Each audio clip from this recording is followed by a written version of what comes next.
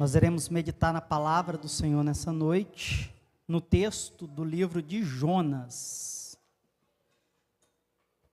capítulo 1. Inicialmente nós iremos ler o versículo 3. Amém? Aleluias. Livro do profeta Jonas, capítulo 1.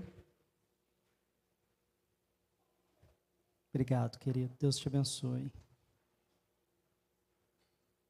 Versículo 2. Aleluias. Os irmãos encontraram?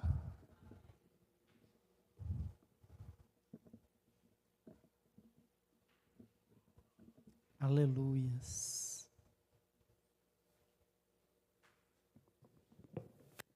Podemos ler?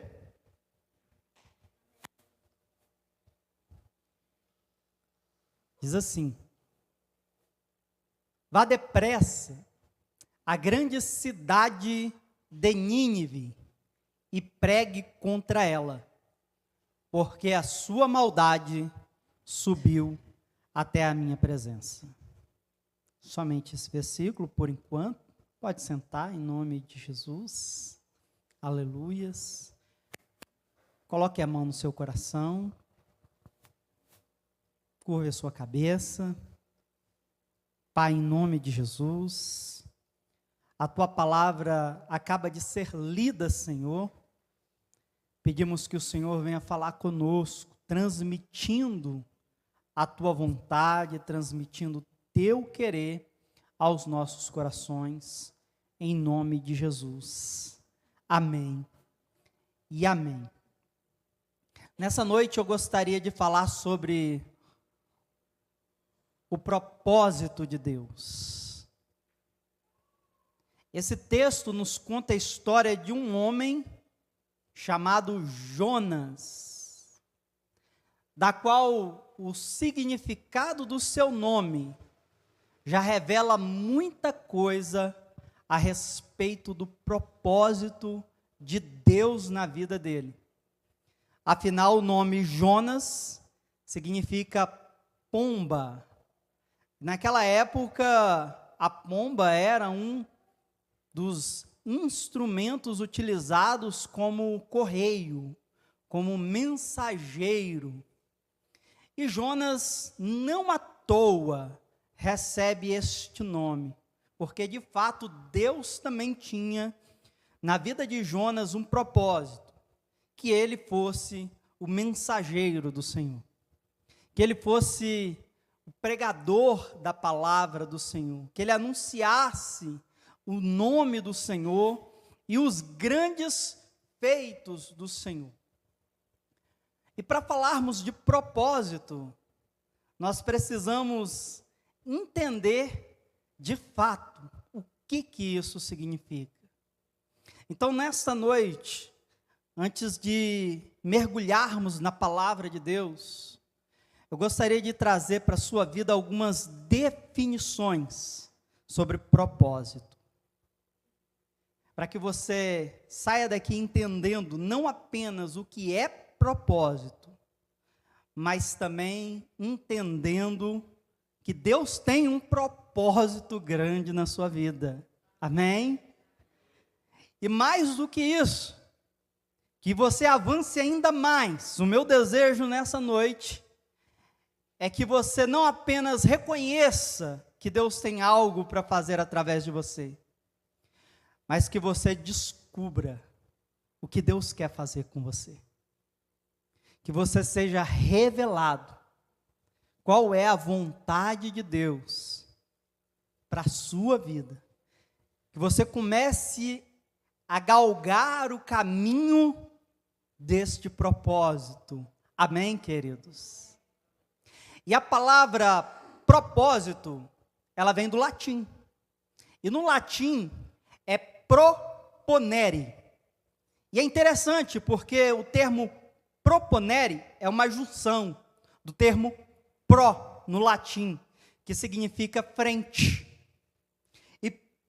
pronere, ou ponere, né, que é a segunda parte dessa palavra, do latim, significa colocar. Traduzindo, seria colocar à frente. Esse é o termo proponere no latim. No grego, já que nós vamos mergulhar dentro da palavra do Senhor, e temos as escrituras também escritas no original grego, o termo propósito é prótese. E se eu estou falando prótese, eu estou falando transliterando, ou seja, falando a pronúncia em grego do termo prótese. Prótese lembra alguma coisa? Muita coisa, né? Aliás, existem muitas pessoas que precisam de prótese, não é verdade? A prótese, para alguns sem cabelo, pode ser um auxiliar, né, na beleza. E aí os irmãos olharam para o pastor Wilson, o que é isso, irmãos? Pode ser, né? Pode ser. Quem sabe o pastor Wilson chegue aqui com uma prótese na parte capilar, para melhorar, né, o jeito de pentear. Oh, aleluia. Mas nós temos aquelas pessoas que sofreram acidentes, que também precisam de utilizar uma prótese, né, porque perderam alguma parte do seu corpo, não é assim?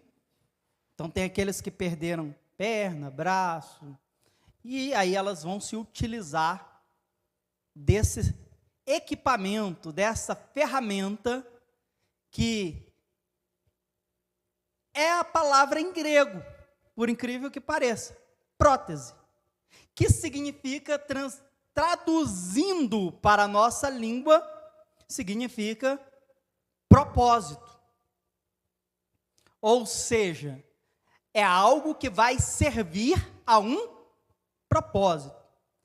Ela então está sendo colocada para ser usada, estar à frente, ela vai ser utilizada, como no latim, proponere. Para irmos um pouquinho mais além, no dicionário online, eu encontrei a seguinte definição para a palavra propósito. O significado de propósito é deliberação, resolução, decisão, intento, projeto, objeto, fim, mira, juízo e também prudência. Então, são algumas definições aonde se encaixa dentro de algum contexto a palavra propósito. Então, já sabemos que quando falarmos em propósito, estamos falando então em um projeto, em uma função, em um juízo. Estamos falando em algo que precisa ser feito, que precisa ser usado, que precisa ser colocado em prática, e ele é feito de alguma maneira.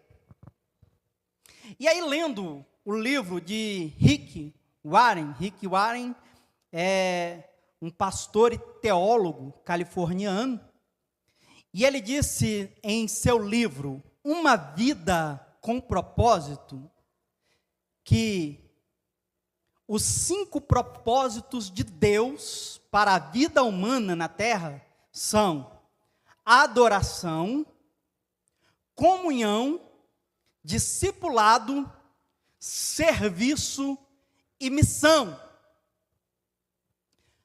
Ou seja, nós estamos tratando nessa noite sobre o propósito de Deus. E se nós estamos falando do propósito de Deus, nós iremos falar sobre a vontade de Deus em nos guiar ao caminho da adoração, ao caminho da comunhão, ao caminho do discipulado e também ao serviço e à missão. Se você não está enquadrado em um desses 5 elementos, nessa noite, que o Senhor revele na sua vida o propósito dEle, para que se cumpra na sua vida a vontade do Pai. Amém, queridos? Aleluias. Porque quando falamos em propósito de Deus, nós estamos falando, então, na sua intenção. Estamos falando na vontade divina de Deus para nossas vidas. E é claro que não podemos fugir da vontade de Deus em nossas vidas. E o primeiro fato, quando falamos em propósito de Deus, é que Deus, Ele sempre vai revelar o seu propósito. Deus, Ele sempre trará a revelação do seu intento, do seu projeto. Quando começamos a leitura do livro de Jonas, olha aí o versículo 1 e o versículo 2. O versículo 1 está dizendo assim: a palavra do Senhor veio a Jonas, filho de Amitai, com esta ordem. E a ordem foi: vá depressa. Na versão RCA, levante-se e vá à grande cidade de Nínive e pregue contra ela, porque a sua maldade subiu até a minha presença. Naquele momento, na vida do profeta Jonas, Deus estava revelando um propósito.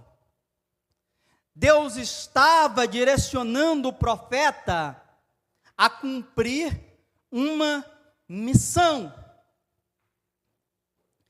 E é muito importante que você entenda que Deus também quer revelar a vontade dEle na sua vida.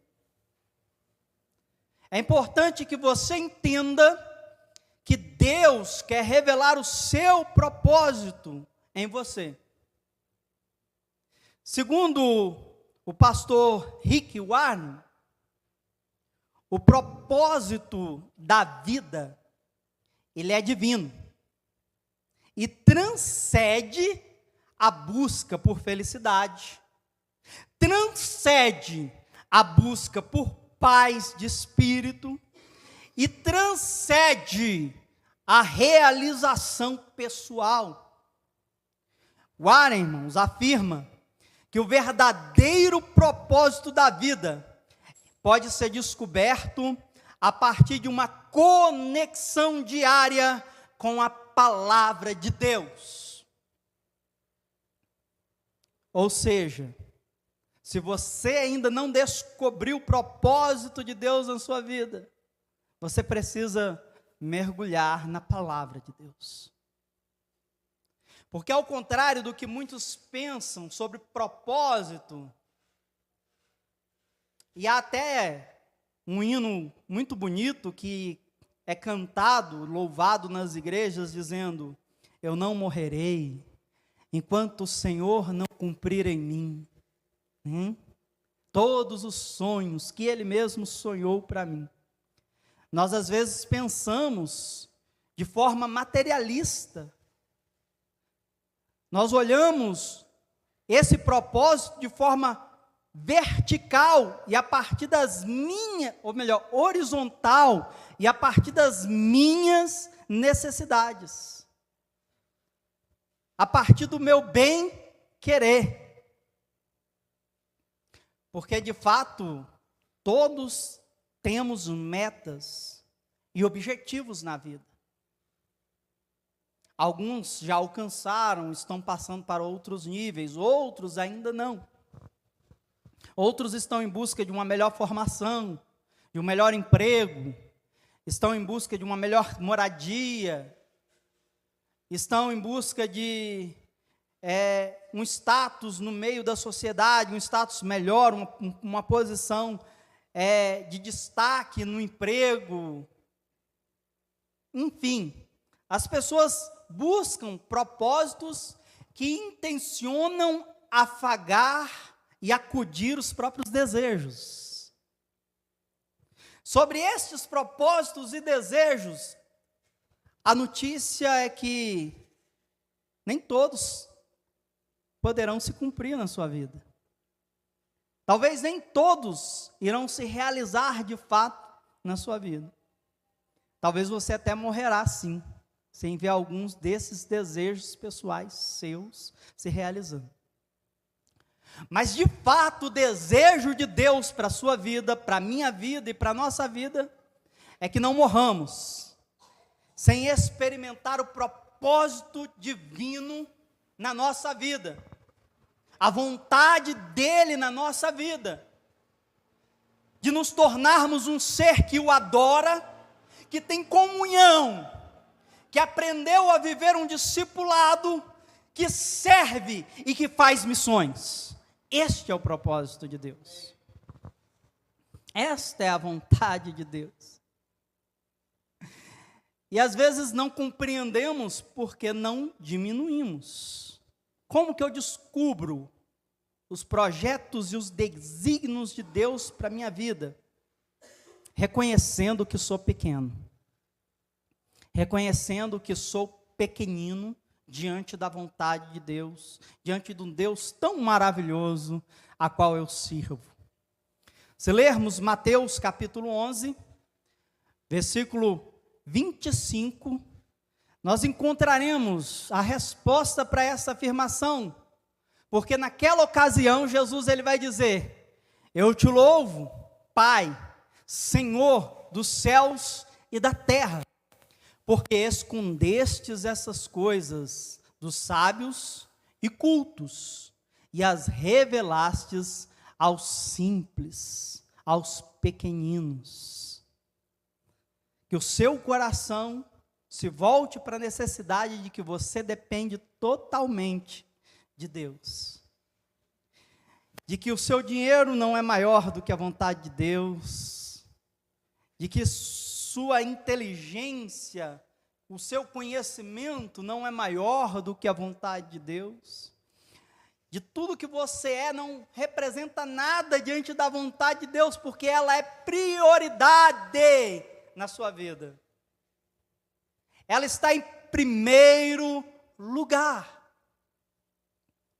E quando a vontade do Senhor na nossa vida, nós buscando essa vontade, dizemos então que ela de fato está em primeiro lugar na nossa vida, aí sim, os nossos olhos começarão a se abrir, os nossos ouvidos espirituais começarão a se abrir, a nossa mente começará a se abrir para entender a vontade de Deus.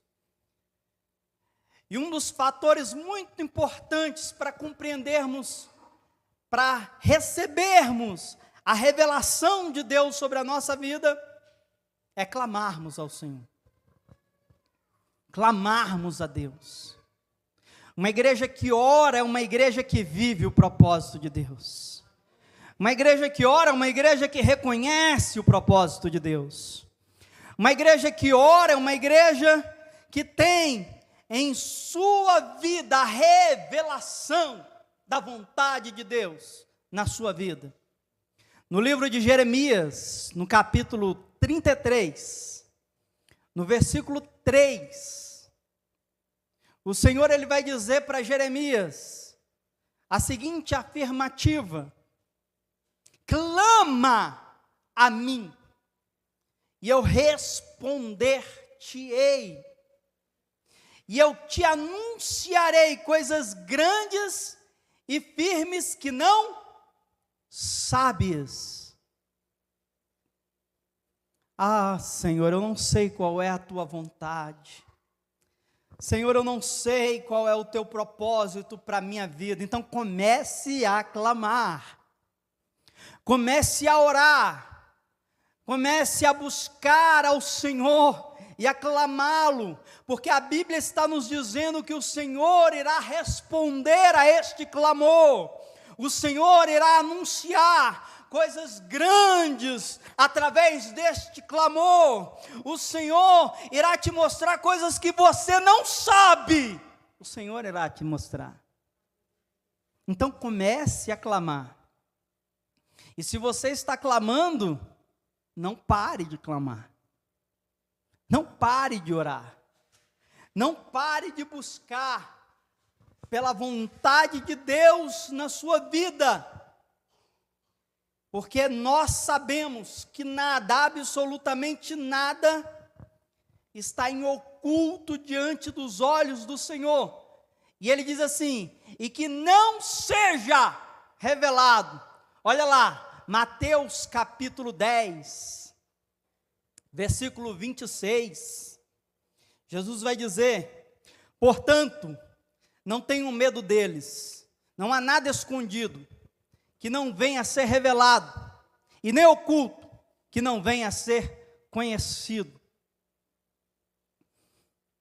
Se você me disser, se eu lhe perguntar e você me dizer assim: irmão, qual é o propósito na sua vida, de Deus na sua vida? O que Deus tem para você? E você me disser assim: pastor, é mistério.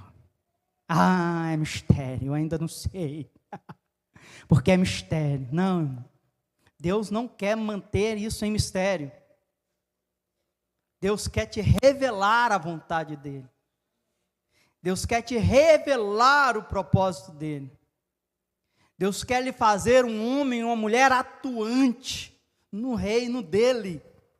E para isso, Ele lhe convida a clamá-lo, a buscá-lo, a se posicionar.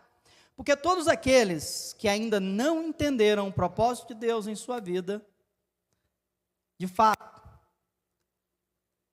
ainda não querem ou estão fugindo desse propósito.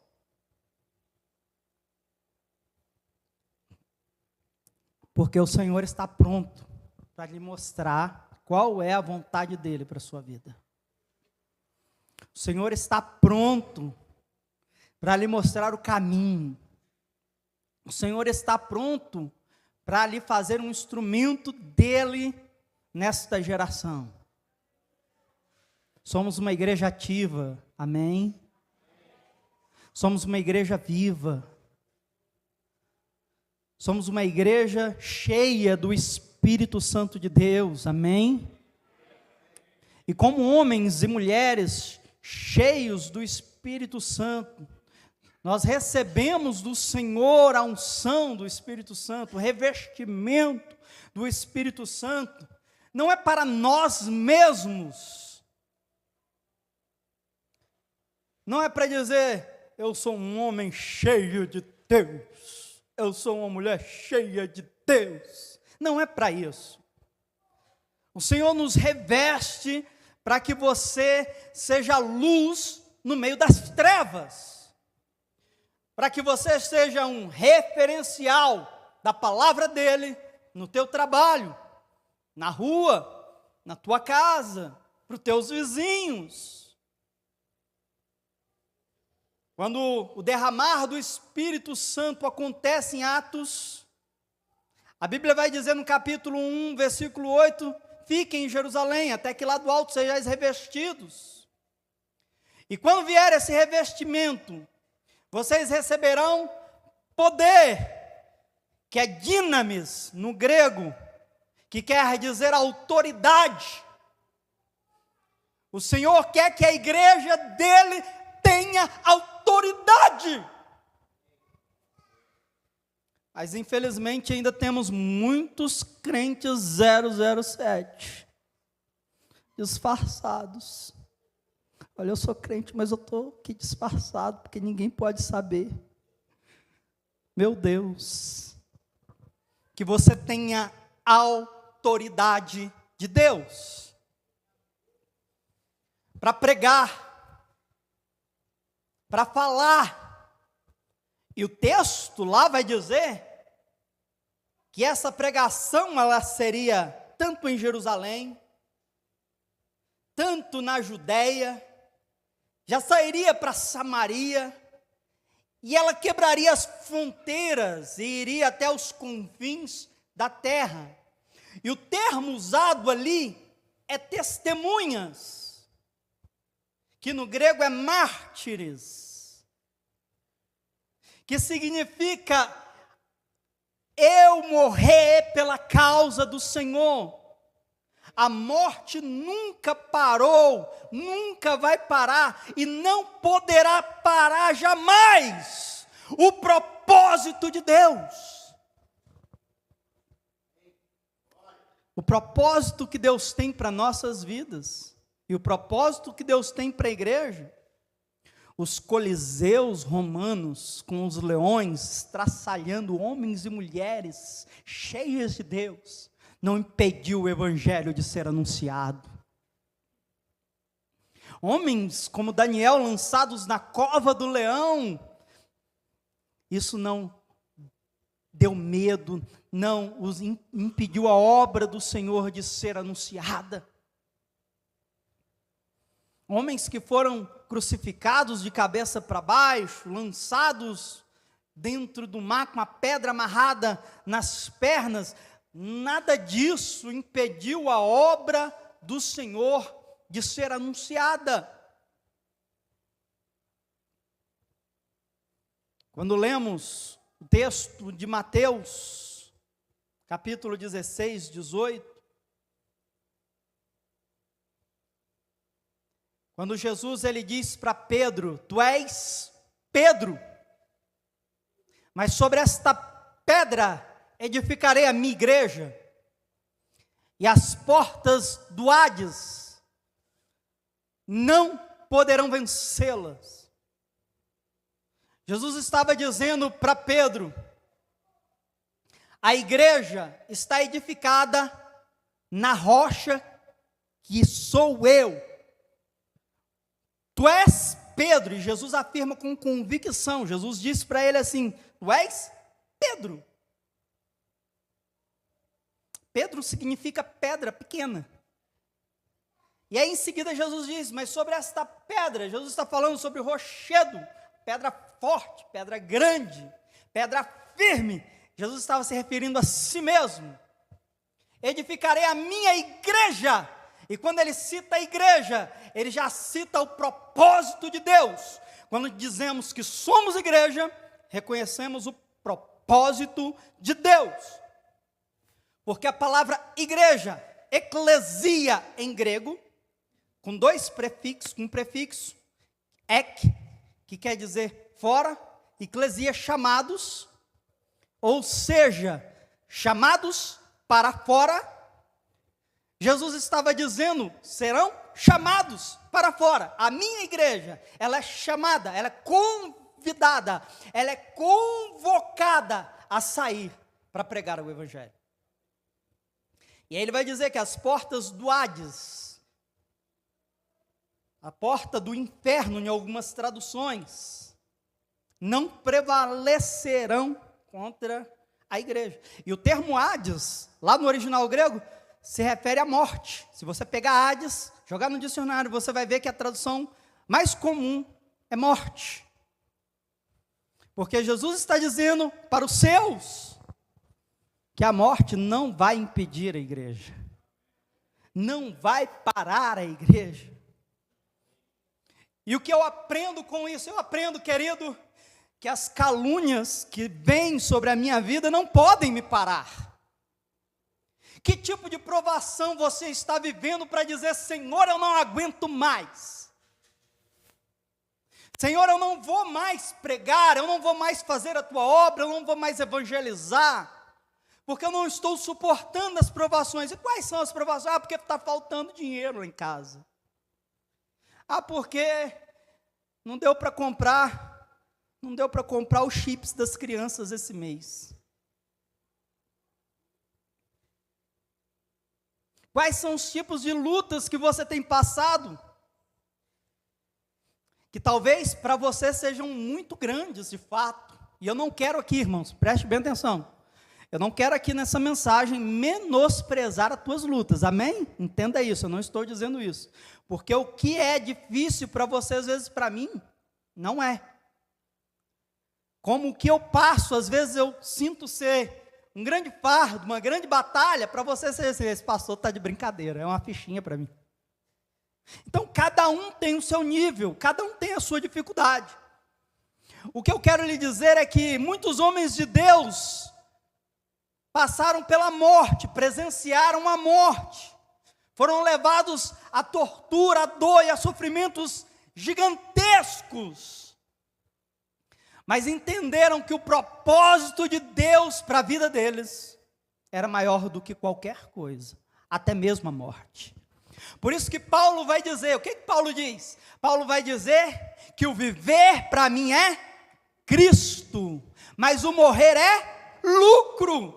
Se eu vivo para Deus. Se eu morro, eu vou me encontrar com Deus. Aleluia! É lucro de todo jeito. É lucro, é felicidade, é alegria, é gozo com Ele. É prazeroso sofrer. É isso que Paulo está dizendo. Por isso nós precisamos entender que as suas lutas e suas adversidades, elas podem até estar destruindo o seu coração, te amassando como barro, mas também há um propósito nisso. Também há um propósito de Deus nesta situação. O que eu posso te dizer sobre o que você tem passado? Não desista. Não desanime, não se esmoreça, não enfraqueça, e guarde a promessa de Romanos capítulo 8, versículo 18, que diz: tenho por certo que as aflições do tempo presente não podem ser comparadas com a glória que em nós será revelada.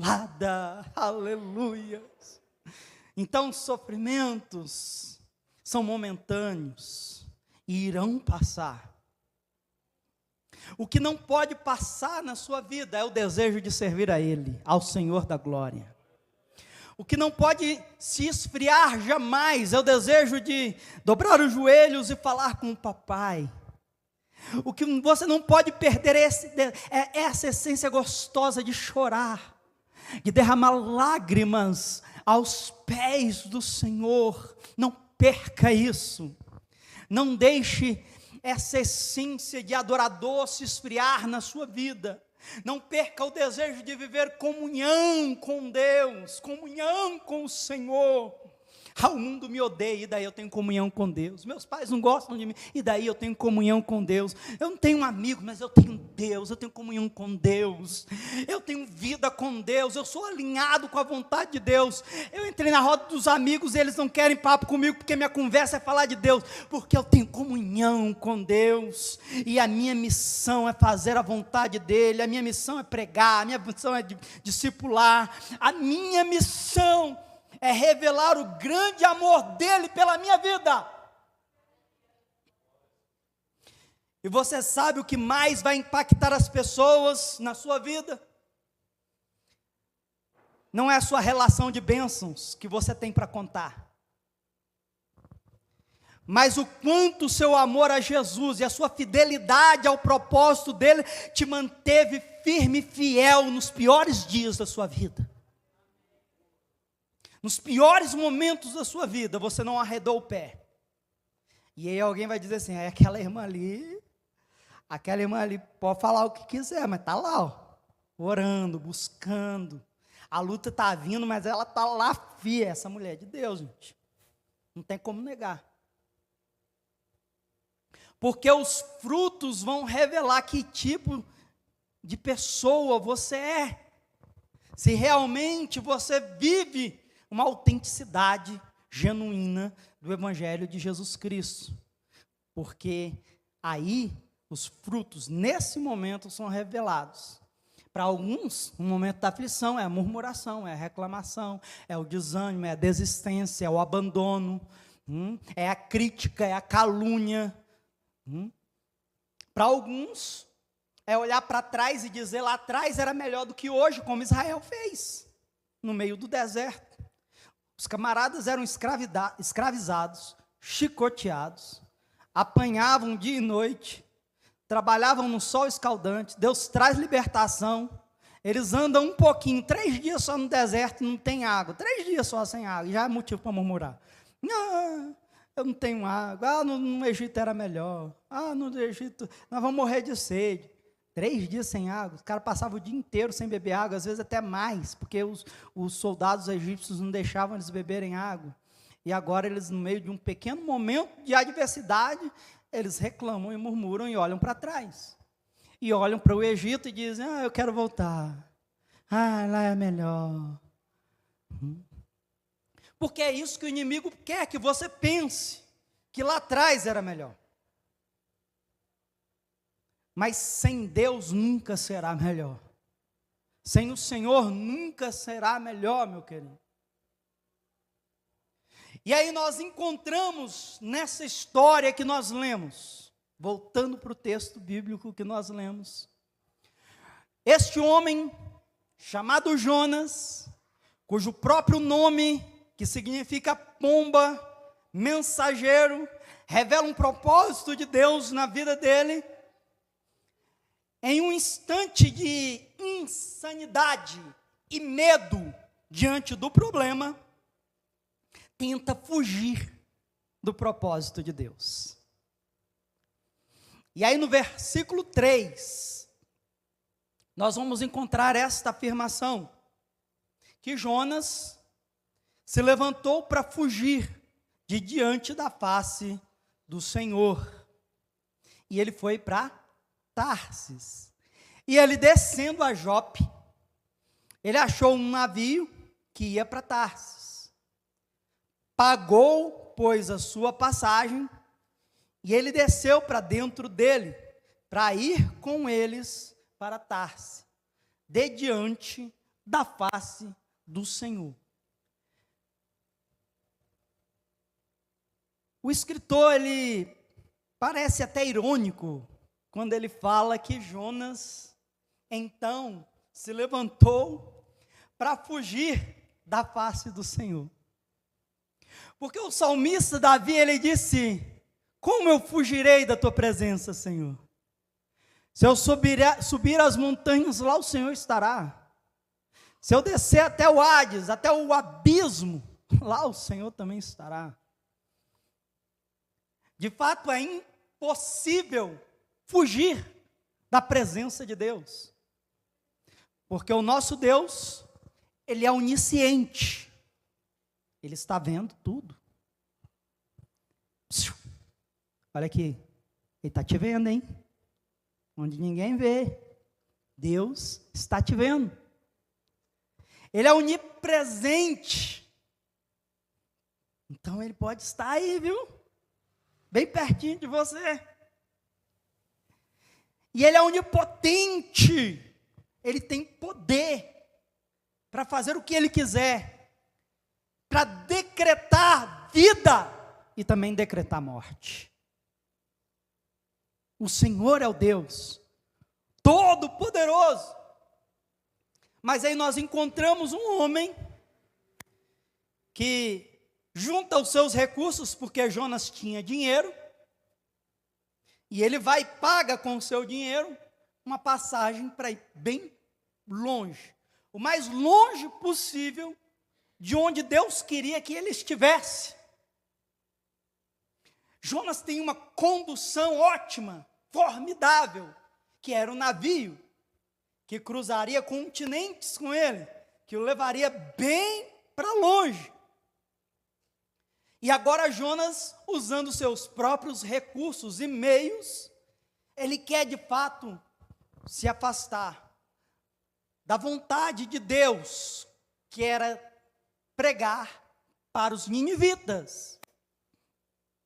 E o medo de Jonas era porque era uma cidade extremamente sanguínea. Havia notícias de que lá eles extirpavam as pessoas. Eles de fato provocavam muito mal na vida das pessoas. Era uma comunidade completamente distante de Deus. E a fama da maldade dessa cidade era grande. Então eu observo que diante da vontade de Deus, o que se instalou no coração de Jonas foi o medo. E ele agora tem medo. E ele tem medo, não do Deus Todo-Poderoso, mas ele tem medo de se deparar com a morte diante daqueles ninivitas. Ele recua diante de uma provável situação que ele viveria. Porque quando Deus disse para ele, vai, pregue, Deus não disse que ia trazê-lo em vida de volta. Deus não falou nada sobre isso. Pode ir que eu vou te guardar, você vai pregar, o povo vai se converter e você volta vivo para sua casa. Não, Deus disse para ele, apenas vá. Ele não sabia o que iria de fato acontecer. Ele não sabia se ele voltaria vivo, ou se ele nem voltaria, porque ele morreria por lá mesmo. Ele não sabia o que o iria aguardar naquele momento. E entre fazer a vontade de Deus e fazer a sua própria vontade, naquele momento, ele decide fazer a sua própria vontade. Irmãos, pastor Billy Graham, ele vai dizer que toda vez que o homem pensa em navegar para longe de Deus, o diabo tem sempre um barco pronto. O diabo tem sempre um barco pronto. Toda vez que o homem pensa em fugir do propósito de Deus, em seguir o seu próprio desejo e a sua própria vontade, o diabo está ali, opa, está aqui o barquinho, e o barco estava lá para Jonas. E toda vez que nós, em alguma situação como esta, deixamos também a nossa vontade ser maior do que a vontade de Deus, o diabo sempre estará pronto para nos tirar do foco, para nos tirar da posição que Deus nos colocou, para nos tirar dos objetivos e ideais que Deus tem para a nossa vida. Só que a atitude de Jonas, ela trouxe consequências desastrosas. Vamos ver o versículo 4. No verso 4, a Bíblia diz que o Senhor mandou ao mar um grande vento e fez-se no mar uma grande tempestade, e o navio estava para quebrar-se.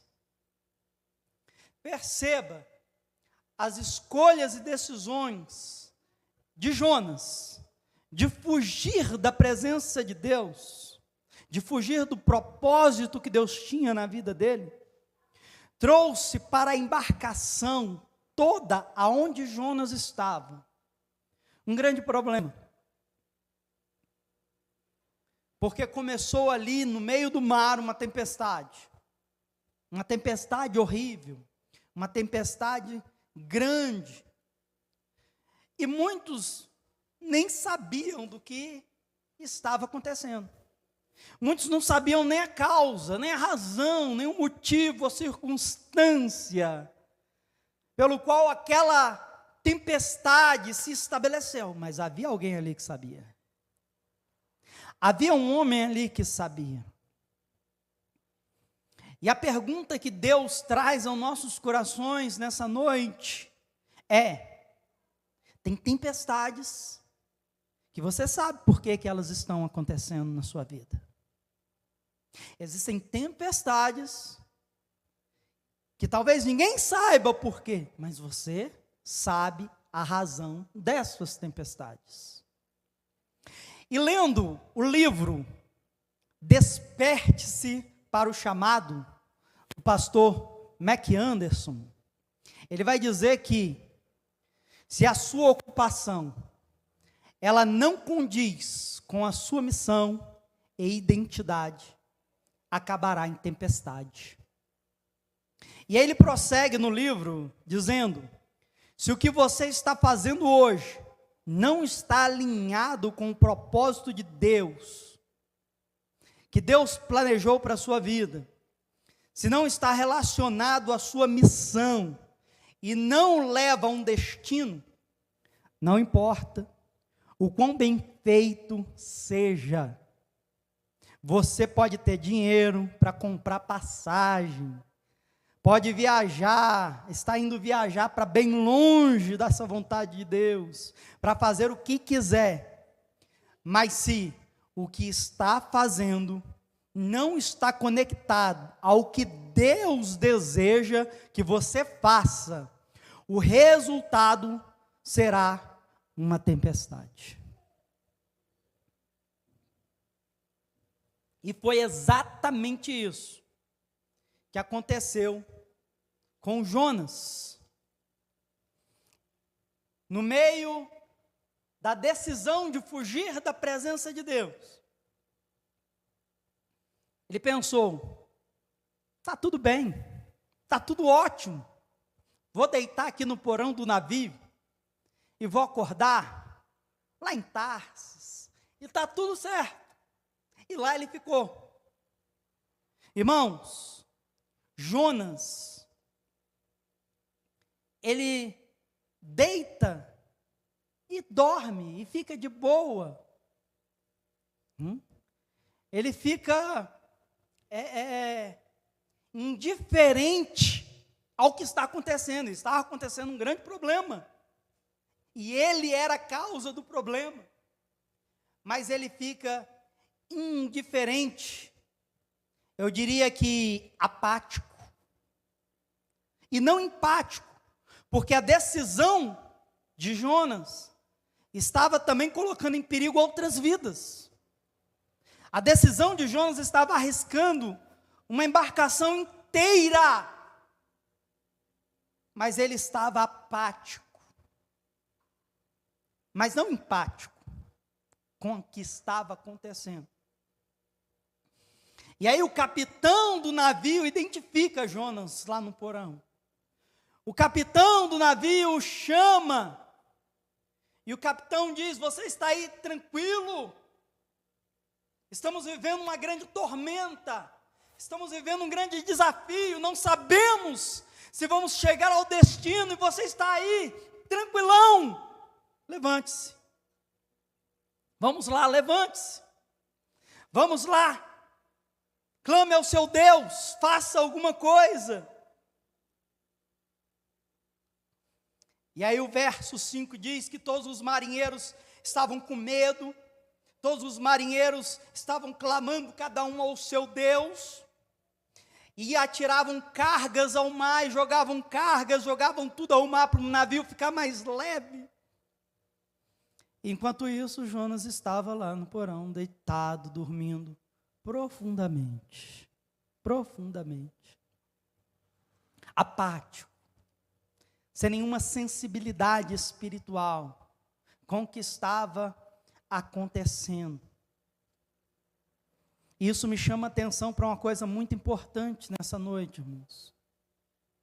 Somos uma igreja que vivemos uma unidade em Cristo, não podemos estar apáticos a nenhum dos problemas que a igreja enfrenta. Não podemos estar apáticos diante das adversidades. E o que nós podemos fazer? Não sei. Se não temos dinheiro, tem uma coisa que nós precisamos urgentemente fazer: orar e clamar a Deus, pela vontade dEle, pelo propósito dEle. E se existe um Jonas que está por acaso escondido nessa embarcação, que o Senhor traga à tona, que o Senhor revele, que o Senhor mostre o que está em oculto, que o Senhor não deixe a sua igreja, os marinheiros do Senhor, perecerem em meio à tempestade. Que o Senhor não permita que vidas se percam. E o capitão do navio disse: clame ao seu Deus, Jonas, levante-se. Talvez ele tenha piedade de nós. Essa foi a situação daquele momento. O contexto de calamidade que estava sendo vivenciado por aqueles homens naquele momento. O bom é que Deus sempre mostra os erros. Deus sempre traz à tona a realidade. Olha o versículo 7. Dizia cada um ao seu companheiro: vinde, lancemos sorte, para que saibamos por que causa nos sobreveio este mal. E aí eles lançaram sorte. E a sorte cai sobre quem? Jonas. Deus estava mostrando. Vocês querem saber mesmo qual é o motivo do problema? Então eu vou trazer à tona. O motivo é ele: covarde, fujão, fugindo do meu propósito. E aí, neste momento de aflição, quando eles percebem que a sorte caiu sobre Jonas, eles perguntam: quem é você? Qual é o teu povo? Quem é o teu Deus? De onde você veio? O que você está fazendo aqui? E é muito interessante a resposta de Jonas, diante da aflição e diante do problema. Lembra que eu falei no começo, que até a nossa fuga da vontade de Deus, Deus gera um propósito nisso, para nos lapidar. Porque pense bem comigo, irmãos, se alguém está tentando fugir do propósito que Deus tem na vida dele, de fato ele ainda não está pronto para esse propósito. De fato ele ainda não está pronto. E como que Deus vai lapidar esse homem? Dentro da sua própria fuga, dentro da sua própria corrida para fugir do propósito. Ele vai ser esmagado, ele vai ser quebrado, mas através disso também, Deus vai trabalhar na vida de outras pessoas. Perceba o versículo 8, põe para mim aí, Cauê, o versículo 8. Por isso perguntaram: diga-nos, quem é o responsável por essa calamidade? Qual é a sua profissão? De onde você vem? Qual é a sua terra? E a que povo você pertence? 9. Ele respondeu: eu sou hebreu e temo ao Senhor. Olha o que Jonas está dizendo: eu sou hebreu e temo ao Senhor, o Deus dos céus e da terra, que fez o mar e a terra. Gente, Jonas está dizendo: estou frito, mas vou morrer honrando o Senhor. Olha, eu temo ao Senhor. Teme nada, você é covarde, mas eu vou dizer que temo. Então ele vai dizer: eu temo ao Senhor. Eu sirvo ao Senhor, o Deus dos céus e da terra, que fez o mar, que fez a terra. Versículo 10.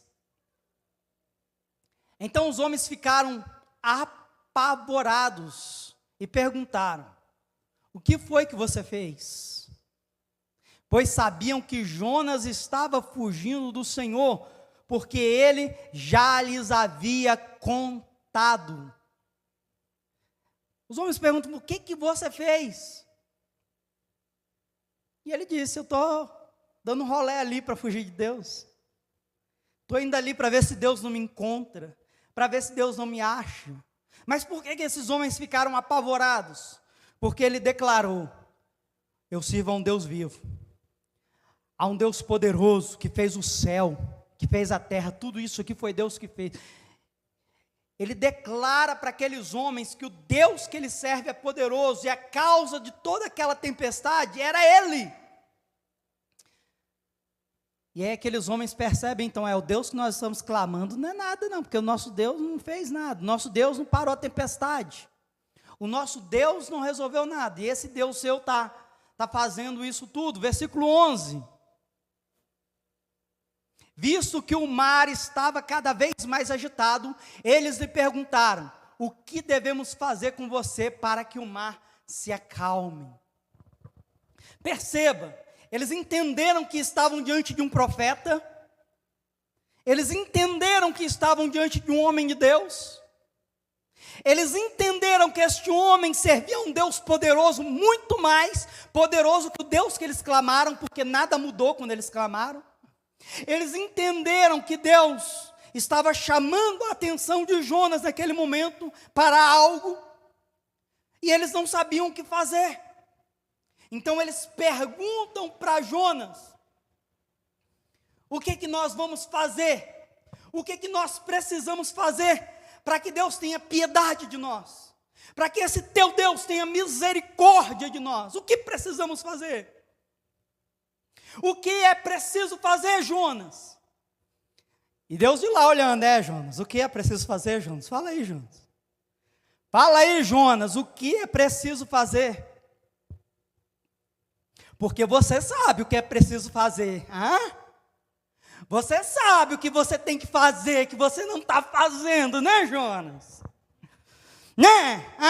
Jonas, você sabe que você está fugindo, né, Jonas? Fala aí o que você precisa fazer, fala.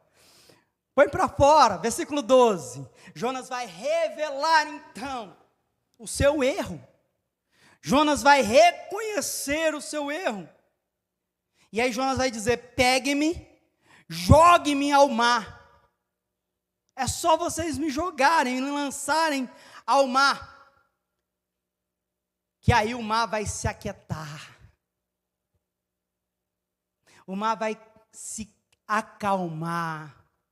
Pois eu sei que é por minha causa que esta violenta tempestade caiu sobre vocês. É só me lançar ao mar, o culpado sou eu. Eu sou a causa disso tudo. Jonas então reconhece de fato que o motivo daquela tempestade era ele. Como seria bom se nós entendêssemos que tem muita coisa que às vezes estamos passando que não é o diabo, foi nós mesmos que causamos tempestade, que fugimos do propósito de Deus, que agimos de maneira precipitada, falamos de maneira precipitada, deixamos de orar, deixamos de buscar a Deus, deixamos de agir segundo a vontade de Deus na nossa vida, e a tempestade veio, e aí nós às vezes queremos achar um culpado. Quem é o culpado? Aonde está o culpado? Por que eu estou passando isso, Senhor? Por que isso está acontecendo na minha vida? E aí Deus diz: olha para você, olha onde você tem pisado, olha como você tem se distanciado do meu propósito, e reconheça que você precisa ser dependente totalmente de mim. E é o que Jonas faz. Jonas então, ele é lançado no mar por aqueles homens. Mas você acha que eles lançam Jonas no mar de imediato? Eles ficam com medo. Não, nós não vamos te lançar ao mar, nós não vamos fazer isso, vamos tentar outra coisa, vamos tentar outra estratégia. Pega no remo aí, Jonas, pega no remo aí, vai lá, vamos ver lá, versículo 13, olha o versículo 13, em vez de lançar Jonas ao mar, os homens se esforçaram ao máximo para remar de volta para a terra. Não, vamos usar uma outra estratégia, que essa estratégia aí, não sei não, é muito complicado. Vamos remar, e rema aí, pega um remo, vamos lá, vamos de cá, pega na vela, vamos tentar fugir da tempestade. Tem gente tentando alternativas secundárias para fugir do problema. E Jesus já te falou que o problema está aí pertinho de você. Mas aí tem gente insistindo em remar. Não, vamos tentar de outro jeito. Vamos fazer de outra forma. Não, desse jeito não, Senhor. Vamos de outro jeito. Não é de outro jeito, não. É exatamente isso que você tem que fazer. É exatamente isso que tem que acontecer. Porque o texto vai dizer que eles não conseguiram, porque o mar tinha ficado ainda mais violento contra eles. Você quer fazer do seu jeito? Vai piorar. Vai piorar. Não, vou fazer do meu jeito aqui. Eu tenho aqui uma técnica que vai funcionar muito bem. Vai lá, doutor Bugiganga, faz do seu jeito. E o que acontece? O mar piora, a tempestade aumenta, o mar se enfurece ainda mais. O perigo fica pior, fica muito maior do que já estava. E aí eles percebem, não tem jeito não. Não tem jeito não, vamos lançar no mar. Gente, não deixa para piorar, não tem que... Na hora que piora, agora eu vou orar, né, pastor? Vamos orar. Você esperou piorar para orar? Esperou piorar para orar, né? Então não deixa. Não deixa piorar, não deixa ficar difícil. Já comece a buscar a Deus agora, diante do problema. Eu quero lhe dizer uma coisa: o momento não define o propósito de Deus na sua vida. Então tem gente que fala, acabou tudo agora acabou. Agora encerrou tudo na minha vida. Olha o versículo 17, o que diz o versículo 17? Preste bem atenção. O Senhor fez que um grande peixe engolisse Jonas, e ele ficou no ventre do peixe 3 dias e 3 noites. Na hora que pegaram Jonas, e foram lançar Jonas ao mar, qual que era a perspectiva naquele momento de todo mundo? Acabou para ele. É o fim. Já era. Joga ao mar. Morreu. Acabou. Ao invés disso, Deus envia um peixe, engole Jonas, e Jonas fica 3 dias e 3 noites no silêncio de Deus, porque durante 3 dias Deus não fala com Jonas. Durante 3 dias Jonas está isolado, está no canto. Deus deixa ele lá no cantinho da meditação. Fique aí no seu cantinho, fique aí quietinho.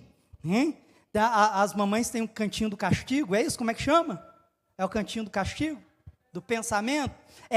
O cantinho do pensamento. Deus pegou Jonas também, porque Deus também é um pai que já tinha essa pedagogia, essa didática há muito tempo. Vocês acham que veio do século XIX para cá, a didática do cantinho do pensamento? Não, está na Bíblia aqui. Deus pega Jonas, leva Jonas para o cantinho do pensamento, vai ficar 3 dias dentro do ventre da baleia. Fica aí. E durante 3 dias, ele está lá, pensando, o que eu fui fazer? Para que eu fui fugir da presença de Deus? Agora lascou tudo, vou virar esterco de peixe. O trem ficou feio para o meu lado. Só que aí, nesse momento de 3 dias, Jonas, ele ora, ele pede perdão para Deus, ele reconhece então que não era para ser daquela maneira. Ele se posiciona, ele começa a falar com Deus, e agora sim, Deus vai começar a trabalhar na vida daquele homem. Você sabe o que me chama mais atenção, pastor? Que Deus já está trabalhando na calamidade. Deus já está agindo na calamidade. Deus me abandonou. Não, Deus está agindo na calamidade.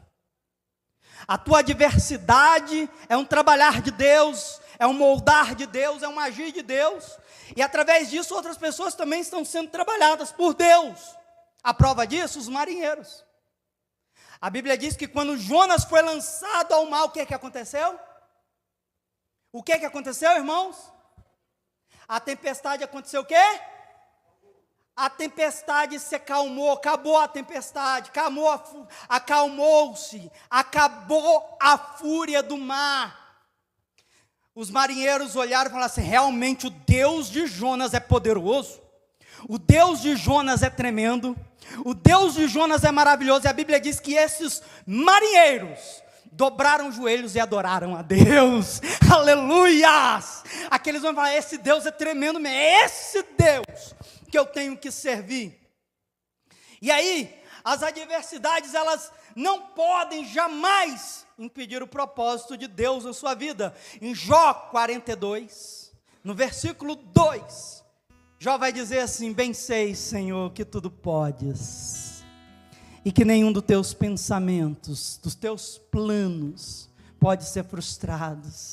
O Senhor sabe de tudo, Ele pode tudo, e o plano dEle não pode ser frustrado. Às vezes os teus planos estão sendo frustrados, os teus projetos se frustraram, mas não é o fim. Repito, o momento em que você vive não define o propósito de Deus na sua vida, porque o plano de Deus jamais pode ser frustrado. Deus tem coisas maiores, Deus tem coisas grandes, Deus tem coisas tremendas para fazer e realizar na sua vida. Então não é o fim. O céu e a terra passarão, mas a palavra de Deus, ela não passa, meu irmão. O que Deus tem prometido, o que Deus tem falado, as promessas de Deus, elas sim, sempre se cumprirão, sempre se realizarão. Aquilo que Deus falou no seu coração, não deixe apagar, não deixe se esfriar, mantenha acesa essa chama, porque se Deus falou, Ele irá cumprir. Em Eclesiastes 3:1 diz que tudo tem o seu tempo determinado, e há tempo para todo propósito debaixo do céu. Deus tem um tempo para o seu propósito em sua vida. Deus quer revelar a sua vontade às nossas vidas. Nós não podemos ser covardes e fugir do propósito de Deus, porque o Senhor irá cumprir o propósito dele em nós. Nessa noite o Senhor convida você que está ouvindo essa mensagem a ouvir a voz do Senhor e a fazer cumprir o seu propósito. Fique de pé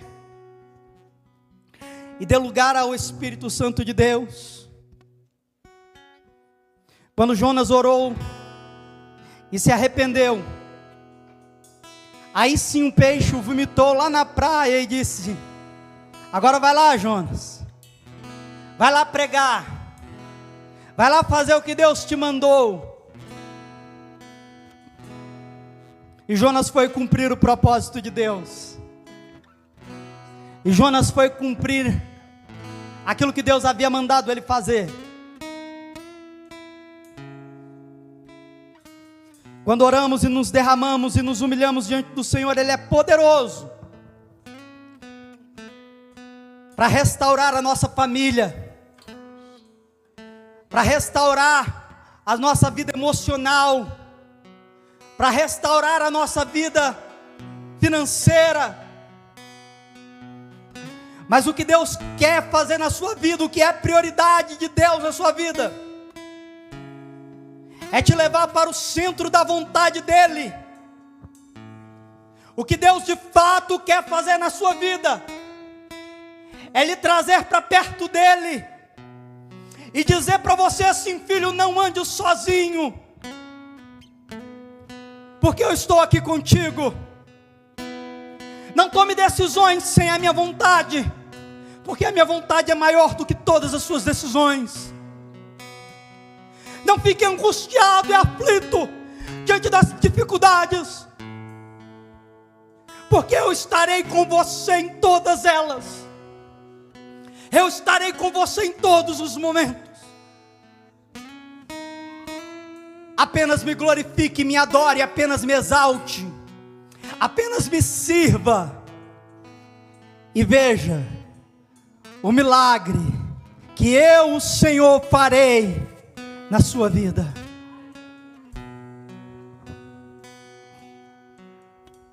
Pai, nós te adoramos nessa noite. Você pode adorar a Ele? Diante dessa palavra, você pode adorar ao Senhor? Diante dessa palavra, você pode derramar o seu coração para Ele e dizer: eu não quero fugir da Tua presença, eu não quero me afastar do Teu propósito. Você pode fazer isso nessa noite. Então adore ao Senhor. Se o sol se pôr e a noite chegar, Tu és quem me guia. Se a tempestade me alcançar, Tu és meu abrigo. Se o